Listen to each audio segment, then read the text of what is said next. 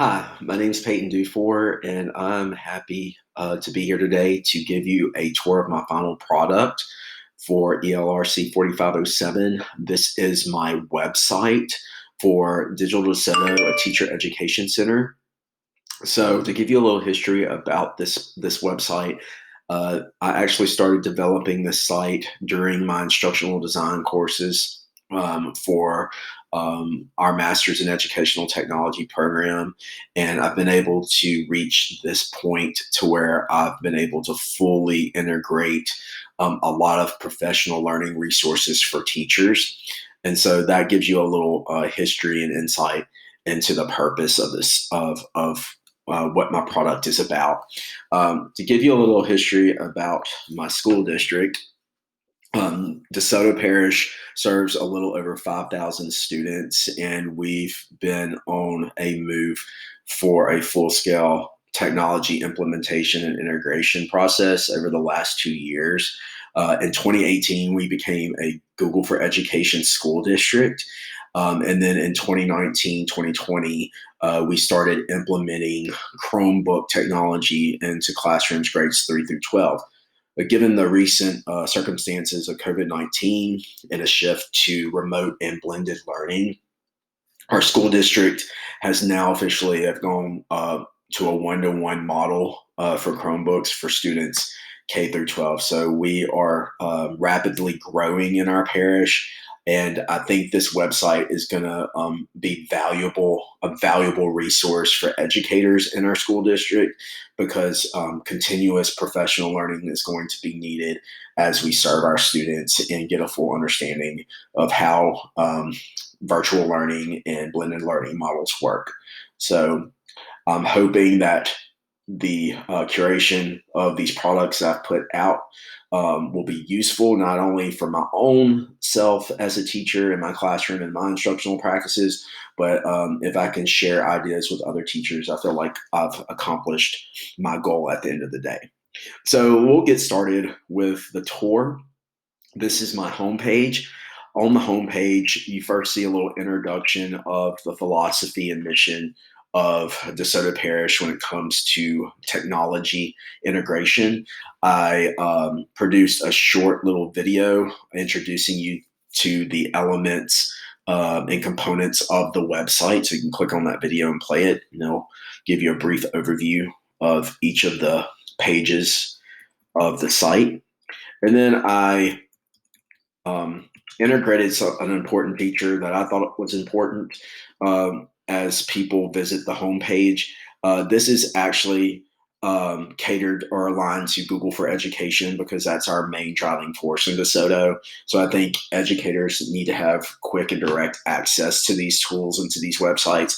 So I provided a link directly for the Google for Education suite. It gives an overview of the products and services. Second link you see here, the Chrome Web Store. We're now using Chrome Web extensions daily in our teaching practices, and it's important that we have direct access to those tools. So I've provided a link here, and then the last link you see is a direct link to the DeSoto Parish IT page, where educators can put in work orders. They can email technology supervisors or technicians with any questions. And then you go down here. We go down to the footer of my website.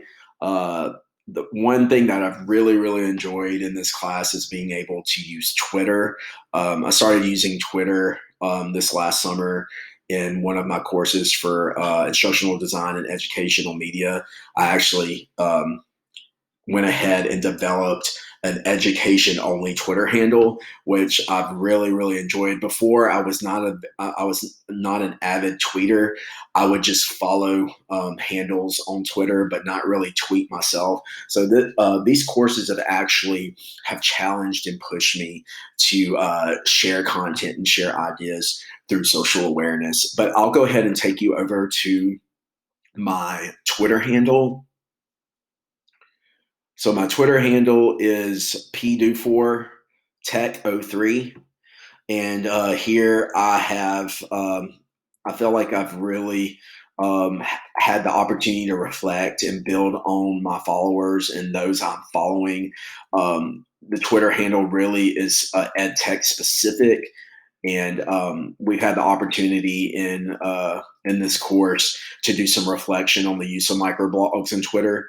And so, not only have I've followed certain blogs and articles, but I've had the opportunity to post some content here myself. So here's a tweet was actually that I made earlier in the year, and I've also been able to publish some actual products myself. So this one was on Flipped Classroom and Nearpod. I recently became a Nearpod certified educator, and I shared some stuff here. I follow ISTE. I'm really a strong believer in these ISTE standards and aligning technology integration into my instructional goals. And actually, a goal is to become an ISTE certified educator at some point.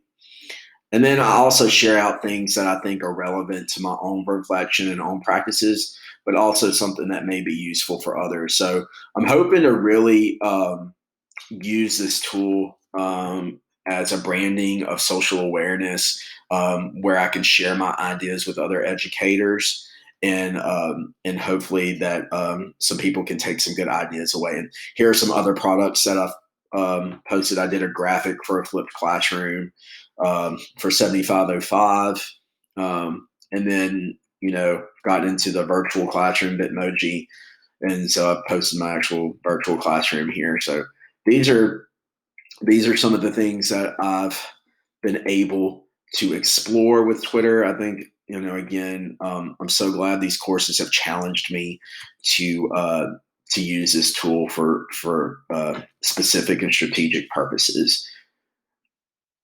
So anybody has any other resources or tools that they would want to share with me, would be so happy to actually to use those and share those, or share anything I have here with anybody else. So we go back to the homepage, and then here is my blogger site. Blogging is something that I recently was able to get into. Also, this summer, I started developing this blog through Blogger, and I did this for a course this summer, and I started developing it as just a part of reflection. I actually took some advanced workshops on some Google tools like Google Classroom and Google Slides. And one of the things that I learned through Casey Bell at Shake Up Learning was actually using blogging as an instructional strategy for students and producing authentic learning for students. So that challenge was for me to actually create a blog and start blogging myself. I've really enjoyed this, and specifically, I enjoy this because I'm a writer at heart. My undergraduate degree was in professional writing at Centenary, so this is another avenue for reflection for me. I really enjoy blogging and being able to reflect on some things I've tried in the classroom, or things I want to try, or some trends that I'm currently reading about or researching. So again, this is going to be another valuable resource for my school district as we explore some practices of integration and methodologies of integration for technology. And so I will continue. I'm going to challenge myself to continue blogging every week.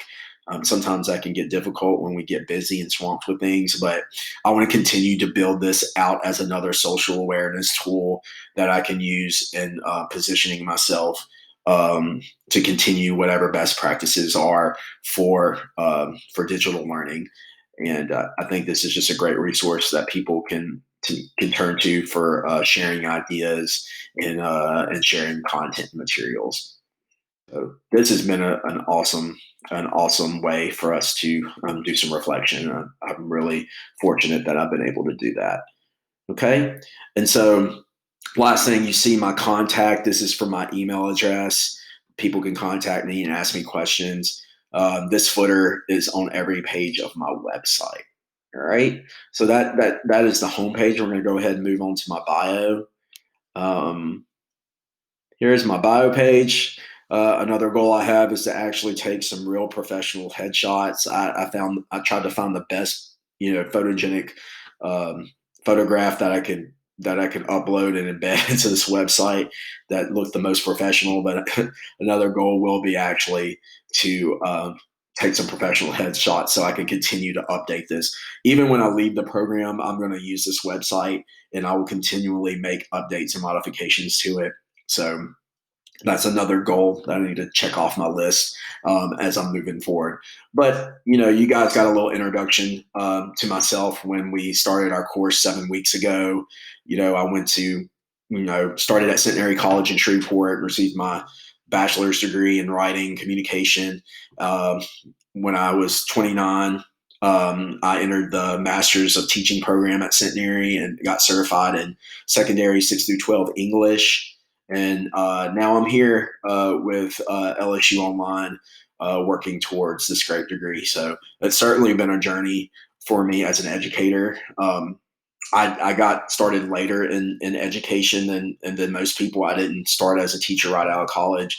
So I had a little bit of professional experience under my belt before I stepped into a classroom, which I think has been very, very valuable for me to relate those experiences to my students. And then, of course, Mansfield High School, that's home for me.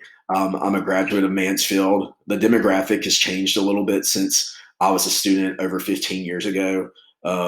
Mansfield is a lower income community where students, are on free breakfast and lunch. But making strides that we are making in the parish, especially with technology, and I think that's a huge step for us in actually trying, working towards equitable outcomes for our students. And that continues to be a challenge, right? Is that digital divide and providing equitable and reliable access to our students when it comes to technology integration. So, as I progress through my career, that's something I hope that I can help my parish achieve and work towards. Um, and then aside from my teaching duties, I'm married, and I'm married to my wife, Kristen. She's also a teacher. She's a upper elementary teacher.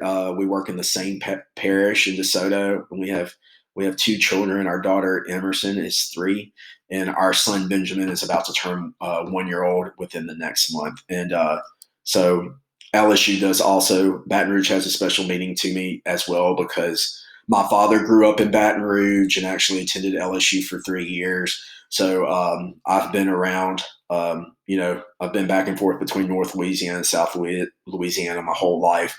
So being able to do this program and actually have the goal of walking away with a degree from LSU, it really holds special meaning to me. So that's a little background into myself. Going on to my favorites. I really, really like this page for a couple of reasons. One, I think it's really, really important to share resources with teachers. And, sometimes we get stuck in the same things and the same practices or the same tools that we've been using, and sometimes we need a little help in sharing ideas on how we can approach certain activities and learning tasks in our classrooms. And these tools are actually things that I use every single day. It's become a part of my Google DNA. I would like to say because I've I think these tools are very important for not only engagement but collaboration, and that's really the goal when we're thinking about how can we use technology to enhance our teaching is how can we get students to think and collaborate together. And I think these tools are very important. So like Nearpod, I've done produced a couple of products with Nearpod. I really like it. It's good for interaction and engaging students. They just put in a code and it takes you through basically an interactive slide presentation where you can build in interactive formative assessments and get real time feedback from students. And then Screencastify, which is the tool I'm actually using now to record this video. It's just a screencast tool. Cami Cami is a PDF annotation reader. It's a PDF reader and annotation tool, and this is just another way for to do that active annotation on documents. You can share files with students, and you can have whole group files where students annotate and make comments and mark up text. Padlet is like an interactive whiteboard, and we also have Jamboard for Google. This is a really awesome tool. And of course, the G Suite for Education, Google Classroom, Google Drive, Calendar, sites, forms, mail, all of those things are regular in my tool belt for everyday use. And then the Read and Write extension is actually a Chrome extension. It's an assistive technology tool to help students that have maybe SPED or 504 accommodations that need that text to speech, or they need that audio where they need to be able to listen to the audio, or have the tool read the text to them. So this is a good tool to use with 504 and SPED students if you need it. So all of these are linked. You can click on the links and it takes you directly to the websites, and you can read a little bit of background into those tools. So hopefully you'll check them out and enjoy those. And now we come to the heart, really the heart of our course is these tech projects that we've been working on from week to week. These are things that I really never even thought about before, or even thought about producing. So this is a good way for me to actually do more reflection on how I can use some of these own practices in my classroom. So the PLE and PLN, I'll go ahead and click on that. Again, this process started in an earlier course when I took instructional design for educational media. We were asked to develop a PLE, PLN, but for this course, I've actually been able to reflect and expand this a little bit as I've thought about some platforms and some tools that I've used, or that I've added to my network since being in this program. So this is an overview of some of the tools. In particular, I think some of the big ones for me have really been like Blogger and Twitter. Those things have been really big for me. Those are some things that I've never ventured into doing before this program. And so that's really added to my repertoire of edtech strategies. And then as far as tools, Digo has been an awesome tool for curation. I really enjoyed the curation assignment where we use Digo to curate our resources. So I've actually added that here. And then some of those earlier tools like Castify, Cami, Nearpod, even Evernote, that's a digital notebook. And then of course the Google Suite for tools. And then over here in communities, these are some of my communities that I've been able to really expand in my network as I'm thinking about not only teaching, but ed tech as well. NIAT is the National Institute in Excellence of Teaching. We're a TAP school. So this is the organization and the model we use for teacher effectiveness. And then the AP College Board, I'm an advanced placement teacher. So the AP College Board is also part of my community. LSU Online, ISTE, LaQ. I had the opportunity to present at LaQ last December in 2019. I presented my technology leadership project at that conference, and I'm really a fan of LaQ. I hope I can attend some virtual sessions this year. And then I'm also a Google Certified Educator Level 1 and Level 2, and I'm currently trying to work on my Google Trainer certification. And so I probably could also add Nearpod Certified Educator to this and continue to update this. But like with anything, we'll continue to grow. We'll continue to add to our networks. And so, again, this is an excellent starting point for that. And there's my overview of personal learning network and personal learning environment. And then building into my professional learning network. So here is my chart. I'm going to touch on some of my favorites here again. Shake Up Learning, Casey Bell. I took some of her workshops this past summer, and those have been very useful. I took one on master slides for Google and master Google Classroom, and I learned some advanced strategies and techniques for using those tools. That has been great. Um, Google Educators Group for Louisiana. That's been a good group to become a part of because, again, everything that's centered around DeSoto now is Google centric. So I want to build my networking capacity in that area as much as I can. LaQ, and then my TweetDeck, twitter.com. This goes where you can go to my TweetDeck and see some of the people I'm following and some of the content that I'm producing. So for personal use, this is for professional goals. It's to become an instructional technology facilitator for my school district. And so really trying to expand and build my social media presence and my practices. That's where the best learning takes place. And that's all part of coaching, which that's going to prove useful as we think about how our learning models are going now and how they're going to change over the course of the next several years, even. So, hopefully, these things I've built have been useful. And then here's my PLN reflection on my microblog for Twitter. Going up. Okay, so blogs, Edutopia. I love Edutopia. I follow them. I get their RSS feed, and I follow them on Facebook as well. So I'm always seeing updates from Edutopia. I love that. I love that blog. I think it's great, especially just for everyday teaching strategies. I think it's awesome. The Teaching Channel blog and the Teaching Channel are awesome. I use Teaching Channel a lot when I was a first year teacher. Those actual videos where you can see instructional practices being put into action and certain strategies for the classroom. And they cover content from K through 12 in every subject area. I really enjoy that website. And then EdTech Roundup, that's just, best practices in K through 12 for tech integration. And then the Empowered EdTech Teacher, that's my blog. Okay. So again, using this as a form of reflection and professional learning, being able to share and collaborate with others, all of these things, all of these platforms are going to be used for that exact reason as I continue building my skill set.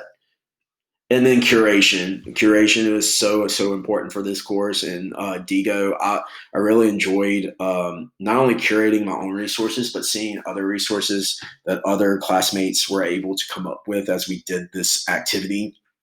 I think Digo was awesome.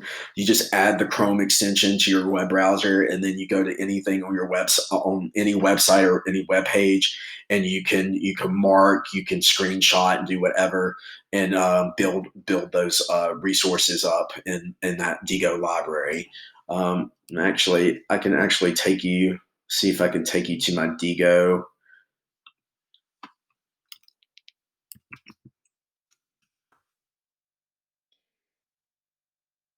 See my Digo here.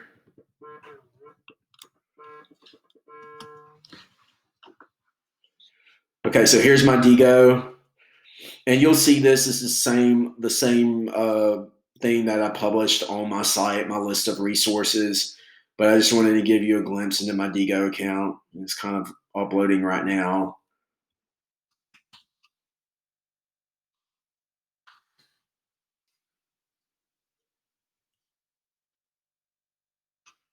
Might have to come back to that. We'll come back to it, but we'll go back to my website. But Digo is actually good. We'll get to that here in a second when we go to our resources page.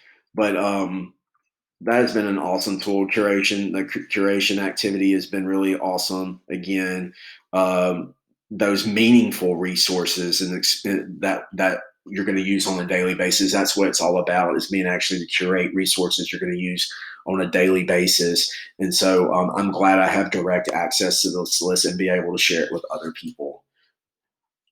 Okay. And so that is it for PLE and PLN. We'll continue on here. My Google slideshow. I did a lot of professional learning this summer. We did a virtual cluster learning series with our school district for our individual school campuses, and we learned about the 6 modalities of virtual learning in Google Classroom. And so I thought this was appropriate because these were a lot of terms that I've learned in this program, but it's surprising to see that others who are not maybe very familiar with the ed tech realm be familiar like with terms like asynchronous and synchronous learning. A lot of my colleagues didn't even know what those terms were. So to actually have a resource like that when people are designing instruction is a good tool to have and use. So I thought this was very relevant for my career goals and what I want to do to help my school district.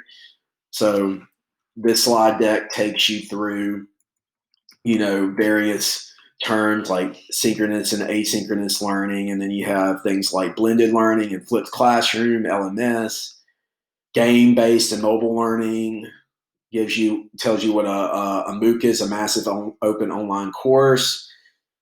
So these were just some of the essential virtual learning terms that I created for my slide project.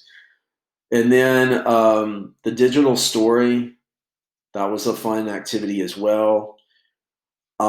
Actually, I'm not so great at movie editing and I'm using iMovie. So for me, it's like learning a new tool and trying to improve my skill set and using something like iMovie and using video editing and adding and cutting images with music and layover with narration and adding subtitles and closed captions to it. So this was a very, very long and tedious process, but I'm so glad we were able to do it because I felt like I improved in an area that I was not so great in before.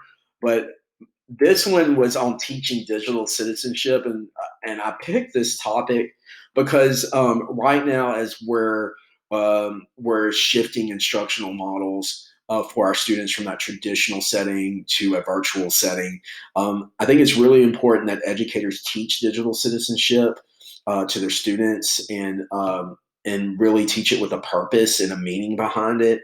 It's important to protect student privacy. It's important to protect our students while they're in this type of learning environment. So I narrated and produced this digital story in hopes of, as using this as a resource when teachers are starting their school year off, or they're getting their students used to routines and norms with virtual learning. Actually maybe spending a couple of days on topics in digital citizenship that they can teach, so we can make sure that our students are being proactive and being aware of their surroundings and what they're doing online. So very, very important. I hope you guys enjoy that. And website evaluation.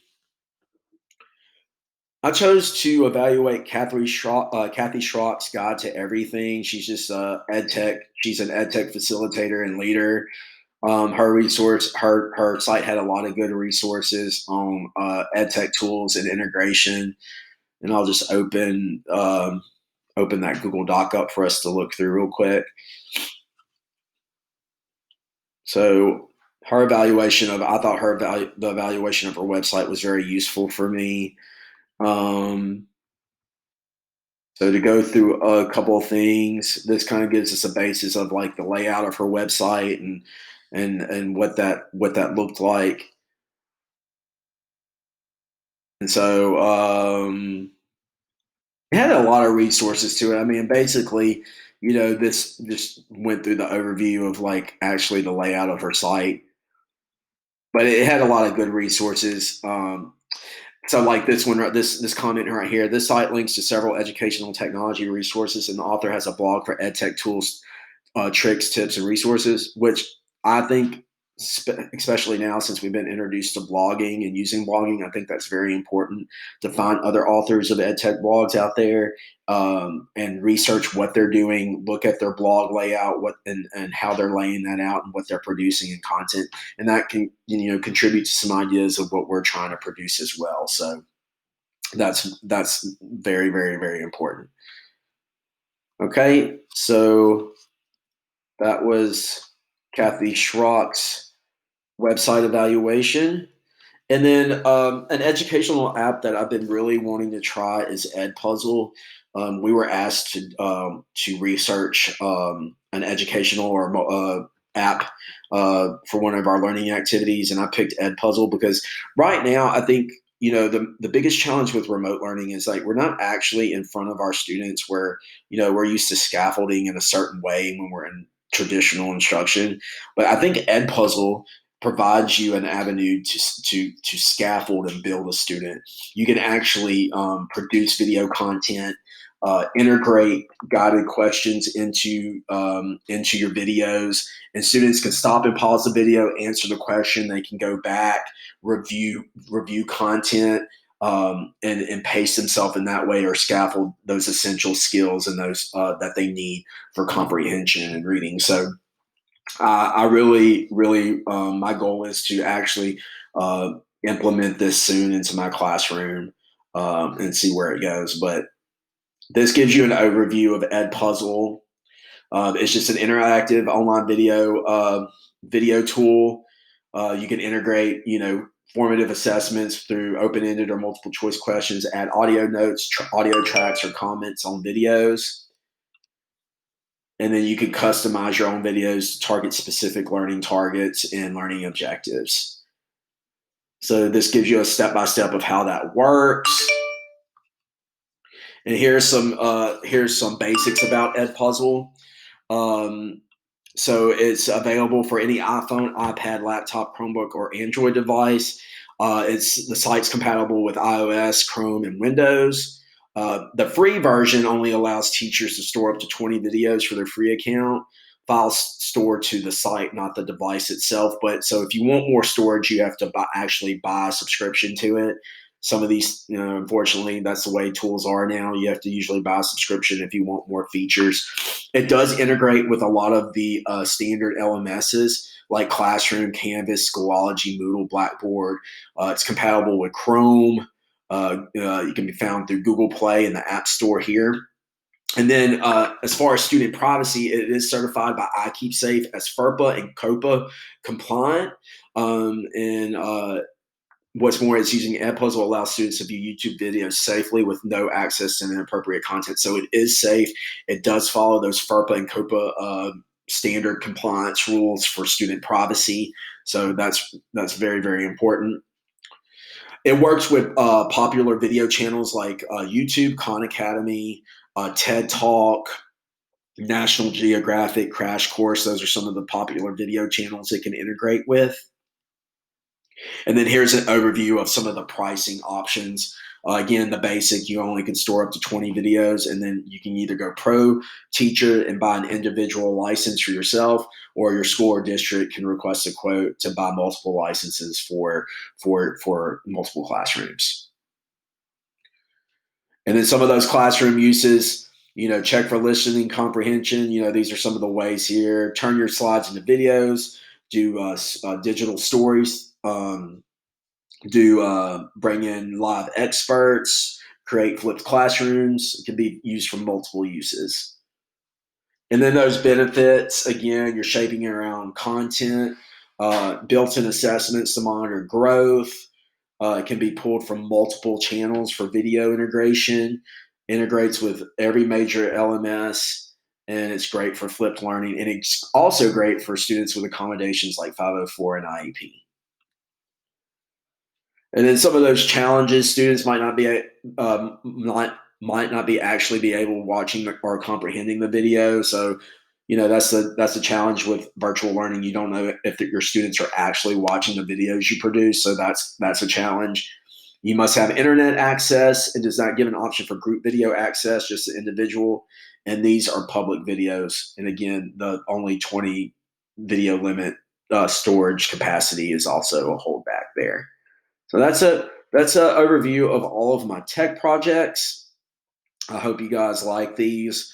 Hope you can take some ideas and use them as your own. And certainly, I look forward to looking through some of your products and seeing some ideas that could be useful for my classroom. So that's awesome. Our resources, this goes back to our curation with Digo. I already started this page prior to this course. I put a few videos on Google Certified Educator, the Chromebook Classroom, a little overview on ISTE standards, and then here is my full range document for my Digo curated resources.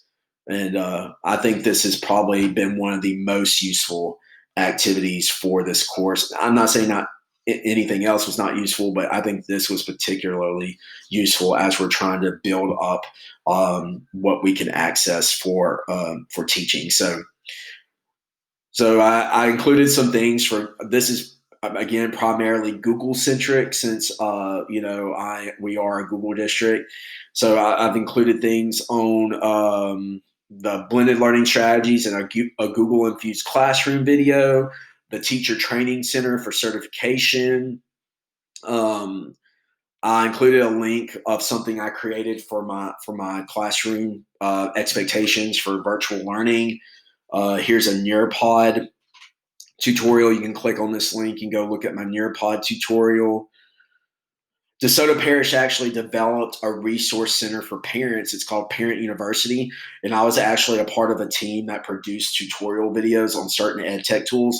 The video I curated and produced was for Nearpod. So all of these videos, if you click through and click on Parent U on the DeSoto website, you can see like every Google Level 2 certified teacher in the parish produced a video on some ed tech tool for parents and students to access at home. So say the parent or the student they get lost in a step of how to actually access it or use it, they can go to these tutorials and get the information.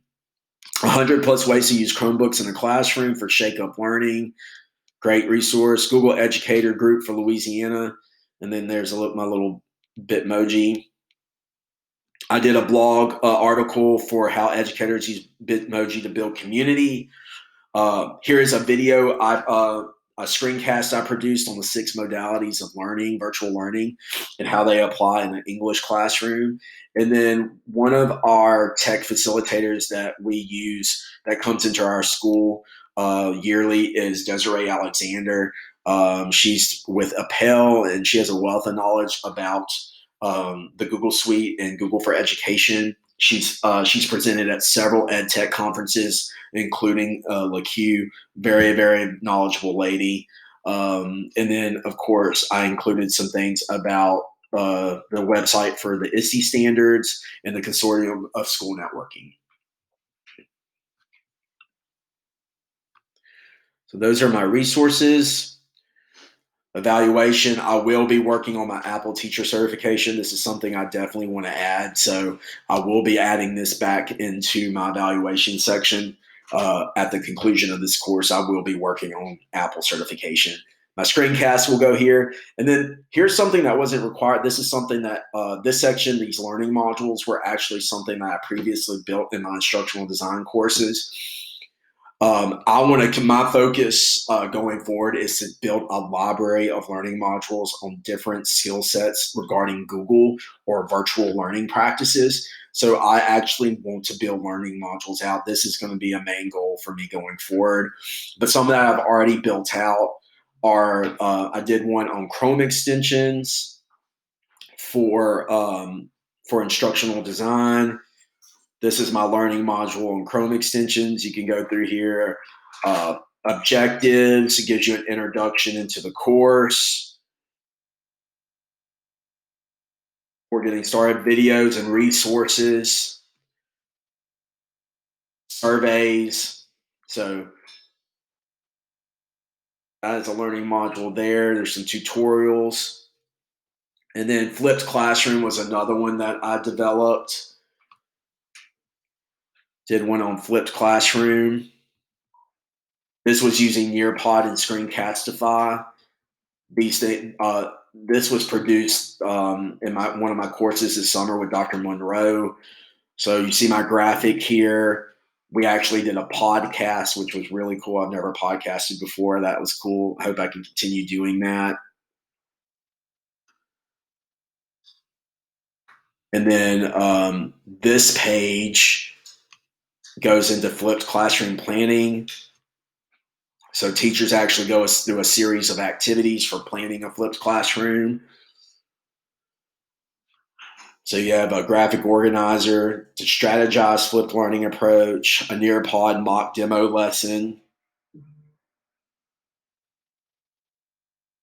And then here are some screencast videos, a blog article on Screencastify, a lesson plan template, and then more tutorials. And then at the bottom, here's a walkthrough, a fact sheet for how to use Nearpod and Screencastify and flipped learning. It's an exit ticket, and then here's a rubric for the module. And then lastly, some frameworks. This talks about 21st century learning,